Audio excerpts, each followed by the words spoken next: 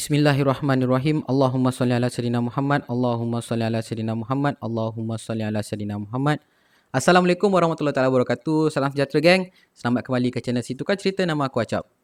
So pada korang yang dah subscribe channel aku ni, aku ucapkan jutaan terima kasih pada korang. Dan korang punya sokongan terhadap channel ni sangat-sangatlah aku hargai. Kalau tak, memang tak sampailah aku ke tahap ni sekarang kan. Dan pada korang pula yang mungkin baru je jumpa channel aku ni ataupun yang belum tekan butang subscribe tu, apa lagi geng, silalah berbuat demikian dan tekan sekali butang loceng tu supaya korang tak ketinggalan cerita-cerita aku yang akan datang.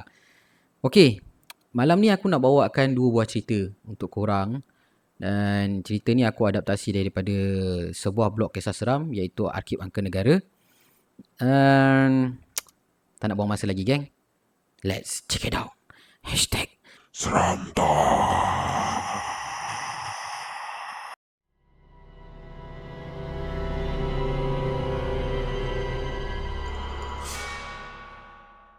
Okey geng, cerita yang pertama ni ditulis oleh Zihan Mustafa. Cerita yang bertajuk Rambut. Okey, kisah ni mengisahkan tentang seorang lelaki bernama bernama Ali. Ya, seorang doktor yang bekerja di jabatan farmasi lah. Okey, dia seorang doktor ke seorang farmasis ke, tu antara tu lah kan. Antara tu lah. Jadi ada satu hari ni dia bekerja sampai lewat malam lah. Dia diberi tugasan sehingga lewat malam. Disebabkan jabatan farmasi ni tak cukup orang. So dalam masa seminggu tu 3-4 hari dia kena kerja sampai malam. Okey. Satu hari dia balik ke rumah. Balik ke rumah macam biasa, dia sampai kat rumah, dia letakkan baju dia dekat kursi meja makan. Dia letak situ, lepas tu dia pergi mandi apa semua. Lepas dia mandi, isteri dia Ayu panggil nama dia lah. Abang sini jap bang. Abang cakap dengan saya, abang pergi mana 2-3 malam ni, balik lambat-lambat. Lepas tu, ni ada rambut perempuan. Abang ada skandal Si Ali ni keluar bilik air dengan rasa macam dengan berlengging, pakai kain pelikat, lepas tu tahu kat rambut kan. Lah, apa skandal pula? Abang pergi kerja lah yang. Habis ni rambut perempuan rambut siapa? Manalah abang tahu. Biar abang cakap dengan Ayu tu betul. Rambut siapa ni? Aduh, si Ali ni bingung. Bingung dia mikirkan apa jawapan nak bagi dengan isteri dia kan. Biasalah isteri ni kalau selagi kita tak bagi jawapan yang betul-betul buatkan dia puas hati, selagi itulah dia akan bertanya, betul tak? Okey. Macam inilah yang dekat office abang tu ataupun dekat hospital tu, dia ada tempat gantung jaket putih ni. Okey, semua pekerja-pekerja kat situ atau petugas-petugas kat situ yang pakai baju jaket ni akan gantung kat situ. Tak kira lah lelaki ke perempuan ke, dia akan gantung kat situ. Mungkin ada seorang staff perempuan ke apa ke, dia gantung kat situ. Mungkin rambut dia tercabut letak kat situ lah. Mana abang tahu? Okey, tak apa. Tak apa. Kali ni Ayang boleh terima alasan tu. Tapi lain kali kalau Ayang jumpa, siap abang. Si Ali ni lega lah kan. Okey. So sebulan selepas tu si Ali ni dia kerja macam biasa lah. Dia tak kerja malam. Dan selepas sebulan dia ditugaskan semula pada waktu malam lah. Jadi dia pun kerja lah. Dan sekali lagi isteri dia cakap dengan dia lah, abang, dekat tempat kerja abang tu ramai perempuan kan. Tapi kalau tak salah yang semua bertudung. Semua bertudung. Cuma ada seorang lah, nama dia Chan, dia tak pakai tudung. Budak Cina tak nak pakai tudung pula. Chan tu ada masalah keguguran rambut ke? Entahlah, kenapa? Awak jumpa rambut lagi ke? Ni lah, dekat kula baju abang ni, rambut panjang tu. Si Ali ni macam muskil lah. Rambut ni datang daripada mana Okey geng, seminggu berselang. Waktu tu si Ali ni tengah buat kerja waktu petang. Dia tengah buat kerja, tiba-tiba Kak Eda datang. Kiranya macam staff senior lah kat situ kan. Okey. Ali. Ya kak, kenapa? Nak kirim makanan je ke? Bukan. Ni, kereta kau ke yang kat bawah pokok tu? Yelah kak, kereta saya lah tu kat bawah pokok tu. Sini susah lah kak cari parking kan. Nasib baiklah kita ni dibenarkan parking dekat sebelah store farmasi tu.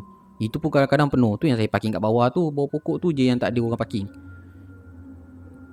Kalau kau pergi kerja siang, akan nasihatkan okey je kau nak parking kat situ, tapi malam akan nasihatkan tak payahlah. Kau tukarlah tempat parking kenapa pula kak? Kau tak tahu cerita ke? Cerita apa? Tiba-tiba ada loceng dibunyikan.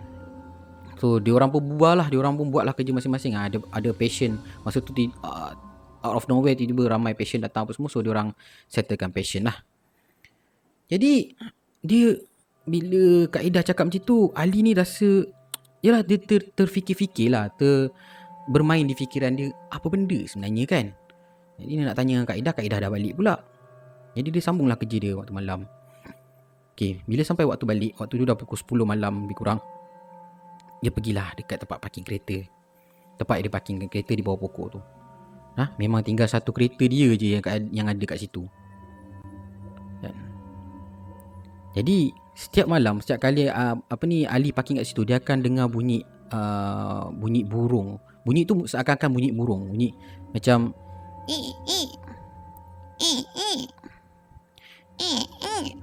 bunyi macam itulah. Tapi hari-hari yang lain si Ali ni anggap macam tu bunyi burung lah. Dia tak anggap pun bunyi benda-benda pelik kan.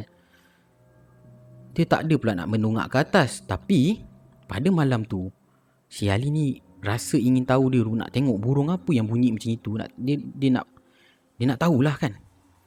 So bila dia dah sampai kat kereta, dia buka alarm kereta, tweet. Lepas tu masukkan beg. Okay, dia berdiri kejap kat situ. Dan malam tu bunyi burung tu datang lagi.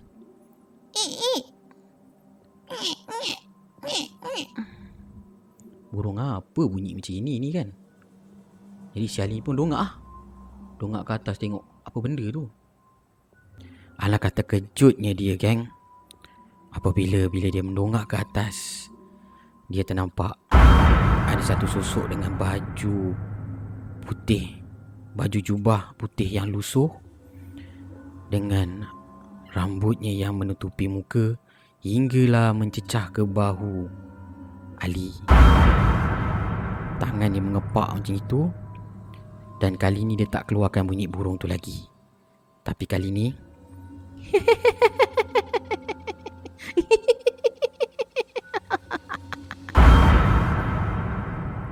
si Ali ni Allahu Akbar. Dia terus pergi masuk kat kereta dia, tutup pintu kereta, start kereta, jalan. Mujur kereta dia boleh start lah.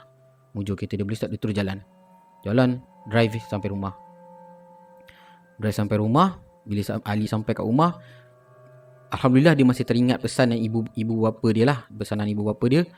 Dia ambil sehelai daun dekat rumah dia tu, dia campakkan kat pagar sambil dia baca ayat kursi dan ayat kursi dengan 3 kul. Dia campakkan depan rumah. Dia kata, kalau kau ada, ikut aku balik. Sampai sini saja kau boleh ikut aku. Sampai sini saja. Jangan ikut aku masuk dalam. Pergi kau dari sini. Dan tak semena-mena, geng. Dia ternampak, dia terdengar kepakan kepak. Dia ternampak ada bayangan putih terbang depan pagar rumah dia, pergi menjauh tinggalkan dia. Kemudian dia terus masuk dalam rumah, mandi apa semua, baring tidur. Besoknya Ali demam panas selama 3 hari. Selepas dia demam panas 3 hari, dah kembah demam dia semua, barulah dia ceritakan pada isteri dia apa yang terjadi. Dan selepas itu isteri dia pula yang demam. Dan disebabkan oleh isteri dia yang selalu kutip rambut tu kan. Dan selepas itu si Ali ni dah tak nak lagi parking bawah pokok tu. Kalau tak ada parking saja pun tak apalah, dia parking jauh sikit pun tak apa, asalkan tak parking lagi bawah pokok tu. Sebab dia tak nak rambut makhluk tu tersangkut lagi di bahu dia.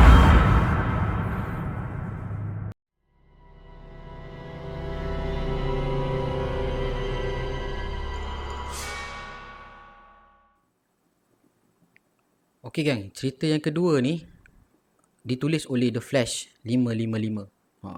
Lain macam dia punya nama pena dia. Cerita bertajuk Dugaan Si Tukang Urut. Dia mengisahkan seorang pemuda bernama Abu, bukan nama sebenar. Dan menurut si penulis, 80% cerita ni adalah diambil daripada kisah benar yang berlaku di Pontian. Di Benut Pontian. Kampung aku ni. Dan si pencerita tu pula sekarang ni umur dia dah lebih kurang 60 tahun lah. Diceritakan kepada si penulis ni. Okey. Abu ni dia tukang urut lah. Kira macam perawat lah jugalah kan. Tukang urut dan ilmu mengurut ni diwariskan oleh bapa dia kepada dia lah. Bukan setakat mengurut, dia juga mengurut tu dia sambil baca-baca ayat-ayat suci Al-Quran kan. Begitulah. Okey.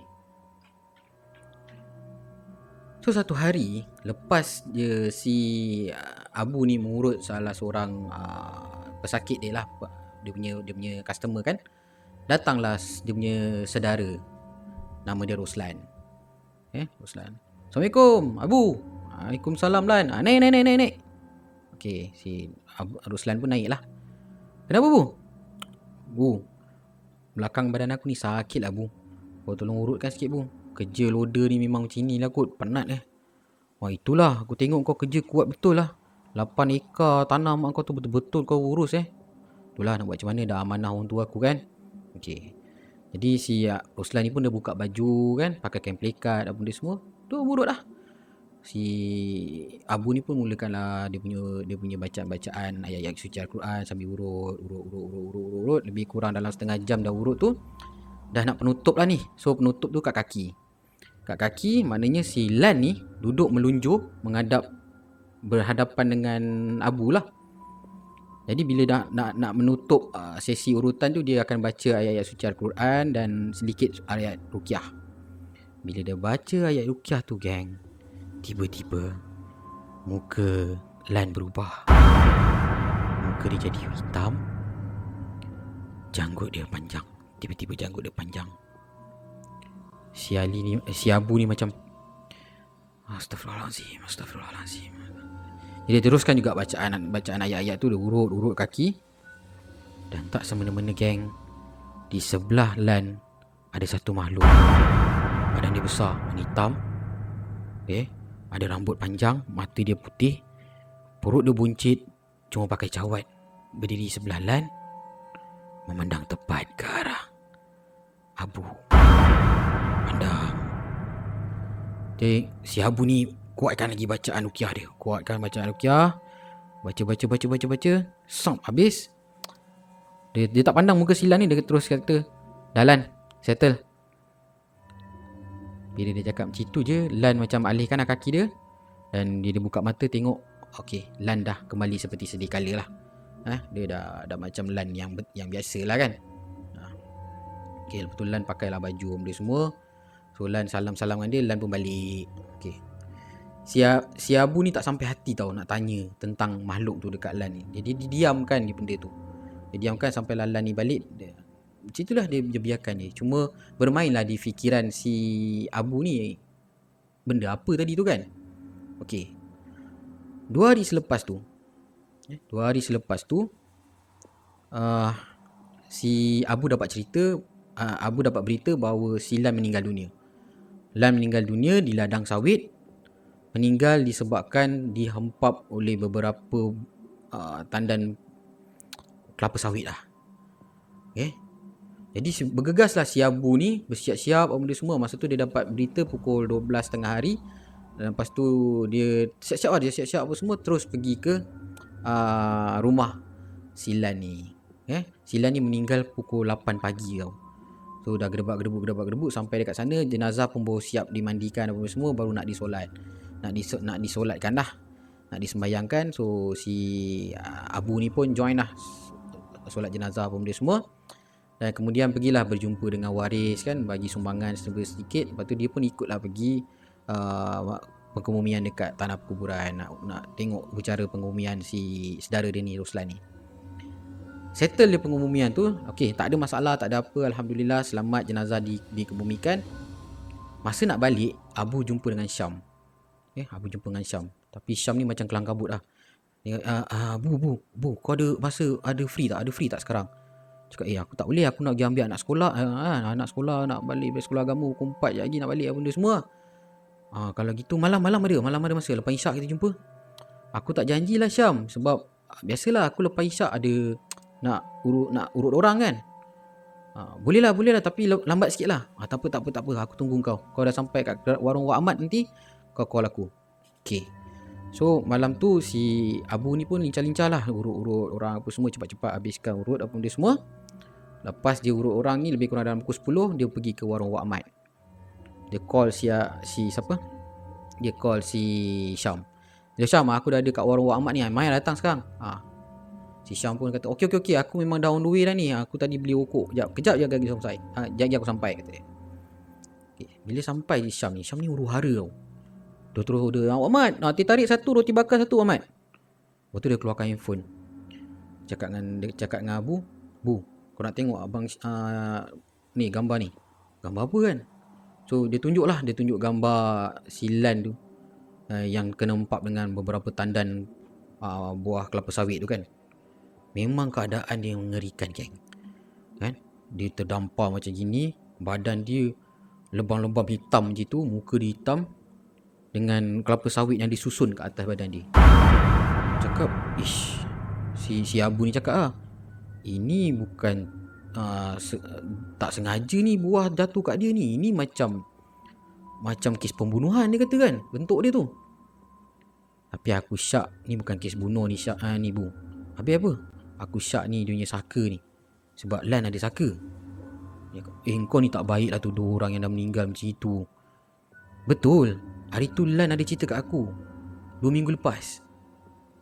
Dia cakap apa dengan kau? Dia cakap dia ambil saka mak dia. Mak dia bukan dah meninggal 3 tahun lepas ke? Yelah, sebelum mak dia meninggal tu dia ambil. 2 minggu lepas baru dia cerita kat aku. Oh, itu yang kau tengok dia 8 ekar tanah mak dia tu selamba je dia buat. Si Abu ni tak nak lah buat spekulasi apa-apa kan, takut jatuh fitnah kan. Jadi dia dengar je lah cerita si Syam ni. Okay. Jadi bila dah habis masa tu, dah lepak lebih kurang sampai pukul 1 pagi, diorang ni pun balik ke rumah.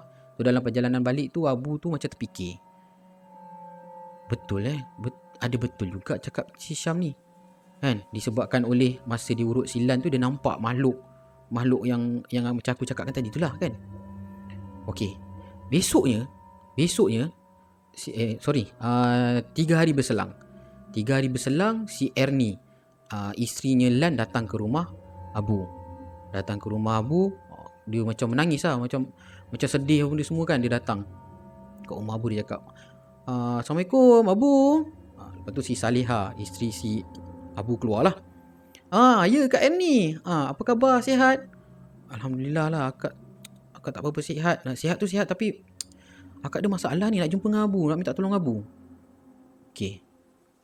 So Abu pun keluar, dia pakai kopiah dia. Ya Kak Ernie, ada masalah apa tu? Apa yang saya boleh bantu? Macam ini Bu, beberapa hari ni Abang Lan kau balik rumah. Abang Lan balik rumah? Dia minta makan. Lepas tu lagi satu, dia nak bersama dengan akak. Habis tu macam mana? Tu ternampak lah, si Abu ni ternampak lah kan, ada bekas-bekas lebam kat tangan si Kak Ernie ni. Muka dia pada lebam sikit. Nampak lah tanda pergelutan dia dengan makhluk tu kan. Habis macam akak 3 hari ni macam mana? Itulah malam yang pertama lepas dia Abang Lan tu meninggal dunia, akak kena benda tu. Esoknya tu akak terus tidur rumah kawan akak. Akak anak beranak lah, tidur kat rumah kawan akak tu. Tak berani akak nak balik rumah lagi. Kalau macam itu tak apalah, nanti saya bantulah tengok apa yang saya boleh tolong. Jadi Abu pun telefon si Syam. Hello Syam. Yang Wak Imam tu, yang ustaz tu, ustaz. Yang kat Skudai tu, kau ada nombor telefon dia? Cantik. Kau tolong telefon dia. Aku nak minta tolong sikit lah. Tolong tengok kat rumah arwah Nyilan ni. Kau tahu kan? Okey. Okay. So telefon dah telefon benda semua. Besoknya lah baru dapat datang, sebab hari tu dia imam tu adalah tugasan lain benda semua kan. So besok baru dia dapat datang. Jadi besoknya dia datang siang lah. Ustaz tu pusing rumah tu kan. Ustaz tu dia ada berbisik lah dekat si Syam ni. Rupanya Syam ni adalah anak murid daripada ustaz ni. Okey. Dia dah bisik-bisik gitu, Syam cakap dengan Abu lah, kita kena buat something kat rumah ni, Bu. Memang betul lah, Saka tu sekarang ni sedang merayau kat rumah ni, sedang mengganggu lah kan. Okey lah, si Syam cakap, habis kita nak buat apa? Tak apalah, kita tengok, kita pagarkan dulu rumah ni, tengok macam mana. Lepas tu masa tu Kak Erni ada sekali tau. Jadi ustaz tu tanyalah, bangsal kat depan tu kenapa berkunci Oh, tu bilik Abang Lan tu. Dia memang tiap-tiap malam memang situlah tempat dia. Katanya nak bentulkan mesin rumput lah, tong racun lah, tapi satu haram bunyi borong tukang pun tak ada. Tak tahu apa dia buat kat dalam tu. Jadi si Ustaz, Abu dengan Syam pergilah ke bilik tu. Bila dia buka bilik tu, geng, dalam bilik tu ada, dekat satu sudut tu ada macam satu bekas untuk pemujaan tau. Bekas pemujaan. Lepas tu ada bunga mawar yang dah layu. Lepas tu ada beberapa jenis bunga lagi yang ada kat situ, semua dah layu. Dan ada satu kotak atas kain kuning. Ada kotak atas kain kuning. Jadi ustaz pun tanyalah dengan ini kotak apa? Saya tak tahu ustaz, tak tahu. Saya tak tahu nahu apa benda kat sini. Okey. Jadi ustaz pun buka kotak tu. Bila ustaz buka kotak tu, ada sarung ataupun hulu keris kat situ tau. Ada sarung keris ke hulu keris itulah. Lepas tu ustaz tu kata, Astaghfirullahalazim, Saka ni dah berpindah milik, kata dia. Wajah Abu ni terkebil-kebil lah. Terkebil-kebil kan. Si Syam ni agak-agak tahu tak dekat siapa dia bagi ni. Saya, betul Kak Erni tu cakap lah, saya tak pasti. Tapi malam dua hari sebelum dia meninggal tu, dua malam sebelum Abang Lam meninggal, dia ada jumpa dengan Hashim. So si Abu, Hashim, aku tak jumpa pun Hashim masa perkebumian tu. Pergi mana dia? Entah, akak pun tak tahu, Bu. Tapi malam tu memang nampak Abang Lan jumpa dengan Hashim. Hashim tak naik rumah pun, dia jumpa bawah pokok rambutan ni je. Lepas tu Abang Hashim bagi sesuatu dalam bungkus balutan kuning kepada si Hashim ni. Lepas tu Syam cakap, aku syak Hashim yang ambil Saka ni. So ustaz tu kata, okey tak apa, kita settlekan rumah ni dulu, lepas tu kita pergi ke rumah Hashim. So ustaz ni pun settlekan rumah ada benda semua. Dah petang sikit kan, lepas maghrib macam tu, dia pergi ke rumah Hashim. Pergi ke rumah Hashim, geng. Si Hashim ni seolah-olah macam tahu tau, ada orang nak datang rumah dia, nak mengubat dia. Bila sampai je, masa tu Abu yang memandu, sampai je kat depan rumah si Hashim ni, rumah kampung kan. Rumah kampung dia akan rumah kayu atas, lepas tu depan ada macam beranda sikit kan. Ada tangga kayu, beranda. So si Hashim ni duduk kat situ, dia terleku duduk. Astaghfirullahalazim, ustaz dia cakap, Astaghfirullahalazim. So dia ambil macam campur garam kasar, dia bercampur dengan ladi hitam tu, dia tabur-tabur kat depan rumah. Dia baca ayat apa yang patut. Lepas tu si Hashim ni macam Jadi si Abu ni cuma jadi penonton je lah. Syam ni yang banyak membantu ustaz ni. Dan tiba-tiba, geng, tiga orang ni semua nampak pintu rumah si Hashim ni terbuka. Okey, sebelum aku teruskan cerita, Hashim ni dia baru lepas beberapa bulan bercerai dengan isteri dia. Isteri dia dapat hak penjagaan anak-anak, dan isteri dia sekarang ni tinggal dengan mak dia lah.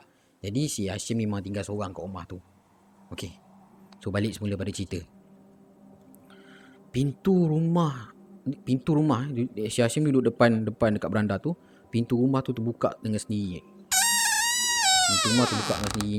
Tiba-tiba ada makhluk yang sama si Hashim nampak, si Abu nampak masa dia tengah murut lan tu, dekat belakang si Hashim. Makhluk tu berdiri macam ni, dengan perut buncit, dengan pakai cawat macam tu, rambut panjang gitu, mata putih, tengok.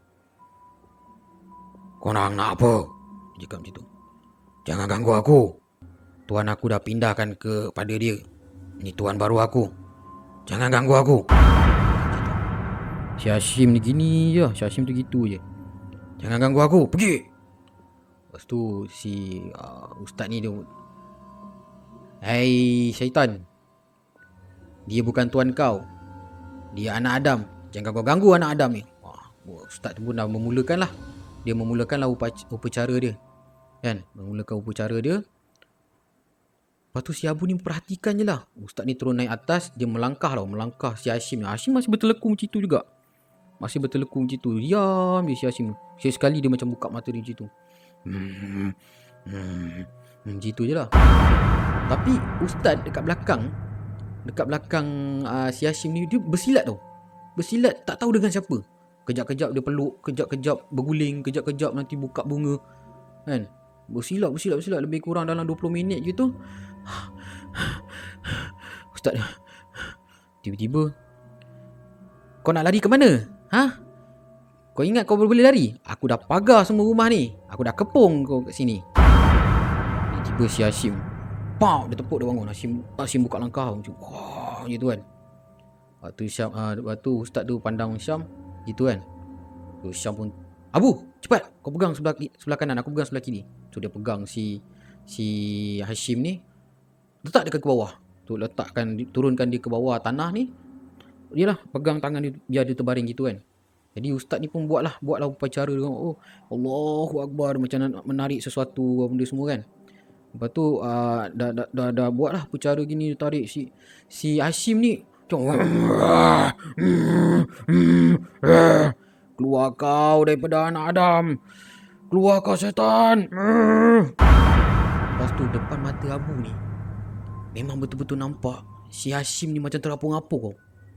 Kan, dia tahan tangan gini, tapi Hashim ni dia punya punggung ni terangkat-angkat, terapung-apung, naik ke atas. Lepas tu si Abu ni dah menggigil lah tengok kan. Lepas tu si ustaz tanya, Syam, mana butik jagung tu? Ada kat belakang tu ustaz. So dia ambil, ada plastik merah, ada butik jagung gitu kan. Lepas tu dia macam waktu dia dekat butik jagung tu, dia balut dengan kain putih. Dia pergi dekat sebelah rumah si Hashim ni, gali. Dia tutup. Tak apa, dia baca lah ayat-ayat suci Al-Quran benda semua gitu. Dia cakap, hai jin, kau duduk dekat sini sampai jagung ni tumbuh. Tiba-tiba si Hashim terus jatuh, lemah, pingsan lah kan, kepenatan lah kan. Okay, so beberapa jam lepas tu si Hashim ni pun sedar lah. Okay, si ustaz tu pula dia pergi ke satu sungai. So keris benda semua tu dah dipasakkan lah. Dah dipasak macam mana tak tahu dia buat macam mana. Baca-baca, mungkin adalah ayat-ayat suci Al-Quran yang dibacakan, terus dibuang ke sungai yang mengalir apa semua tu. Okay, so bila si Hashim ni dah sedar, si Syam ni tanyalah, apa sebenarnya yang dah jadi ni Syim? Macam ni Cik Syam, sebelum ayah meninggal tu, dia ada suruh saya datang rumah. Dia kata dah sampai masa, dan dia dah tak larat nak jaga saka tu lagi lah. Dia tak larat lagi nak jaga pendamping dia, dan dia nak serahkan pada saya lah. Dan ayah saya bagilah saya keris tu, dan saya terimalah sebab kesian tengok ayah. Lepas tu ustaz pun balik. Lepas tu ustaz tu ceritalah kan, sebenarnya saka tu mengamuk, saka tu marah sebab ayah kau pindahkan dia kepada engkau tak mengikut adat. Dia tak mengikut adat lah, maknanya tak ikut prosedur yang betul lah. That's why dia marah. Lepas tu ayah kau terbunuh waktu tengah jaga kebun. Cerita dia macam itu. Okay, so lepas tu ustaz tu nasihatkanlah kepada si Hashim ni supaya buat rawatan susulan lah, pergi penuhkan jiwa dia dengan baca Al-Quran, benda gitulah. Okay. So settle lah dengan si Hashim ni. Alright. Esoknya pula si Abu ni jumpa dengan Kak Erni. Tu dia ceritakan apa yang terjadi benda situ. So Kak Erni ni pun jijik air mata dia menangis lah kan. Menangis. Yelah kenapalah suami dia buat macam itu kan. Sebenarnya Kak Erni ni dah lama tahu yang si Lan ni ada something lah. Okay, Kak Erni cerita setiap hari akan ada je duit berkepuk-kepuk kat bawah katil dia kan. Bila dia tanya kepada arwah Lan ni, dia kata kawan bagi, kawan bayar hutang, kawan dia niaga dengan kawan dia kan. Tapi yang peliknya siang tak ada, tapi malam ada banyak kan. Macam tu. So maknanya daripada mana datang sumber duit tu kan selama ni. Patutlah dia orang hidup mewah apa benda semua. Okay. Jadi settle masalah tu. Saka pun dah settle apa semua. Kak Erni pun pulang semulalah ke rumah pusaka Lan tu lah kan. Okay. Beberapa hari kemudian si Abu dan Salihah isteri dia didatangi oleh tetamu lah. Seorang tetamu Mak Datin. Mak Datin datang. Si Salihah ni pun pandai juga mengurut kan. Pandai juga mengurut lah. So memang keluarga ni memang pandai mengurut, pandai merawat lah kan. Tu Datin cakap, I dapat tahu dekat sini ada tukang urut yang best kan. So jadi I nak test lah urutan kat sini. Tu Salihah cakap boleh silakan masuk. Nanti masuk dulu Datin, nanti saya sediakan bahan-bahan dan benda semua. Dan bila Datin Salihah ni masuk, si Abu ni, Allahu Akbar, apa lagi lah dugaan aku ni. Si Abu ni tak nak pandang tau.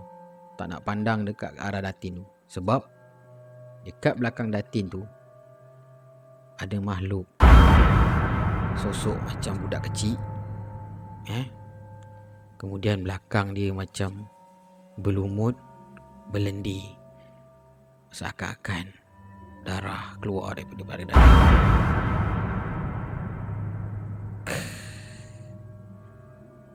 Itulah dia dugaan si tukang urut.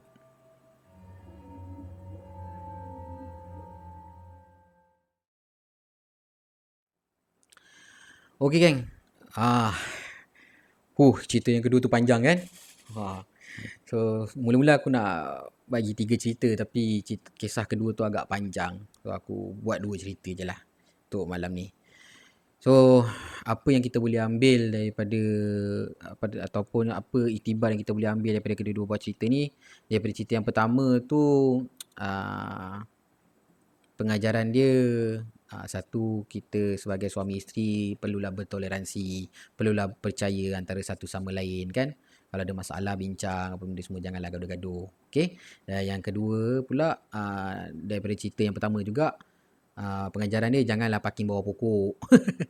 Nanti kan parking bawah pokok tiba-tiba ranting jatuh apa semua, kereta rosak, dah masalah pula kan. Ada tempat parking lah kat tempat yang betul. Okey, daripada kisah yang kedua ni, satu je lah dia punya pengajaran yang kita boleh ambil. Bagi akulah, ni pendapat peribadi aku, susah mana pun kita, miskin mana pun kita, percayalah bahawa yang pemberi rezeki tu, yang sentiasa akan membantu kita tu hanya Allah SWT. Okey, kita hanya mohon bantuan daripada dia, bukan mohon bantuan daripada makhluk. Okey, minta dengan dia, minta dengan Allah. Allah ni maha baik, maha kaya, maha pengasih, maha penyayang. Apa yang kau minta, dia akan tunaikan, mengikut keperluan kita lah kan. Yang penting kita ikut apa yang disuruh, jauhi apa yang dilarang. Itu je lah ya geng.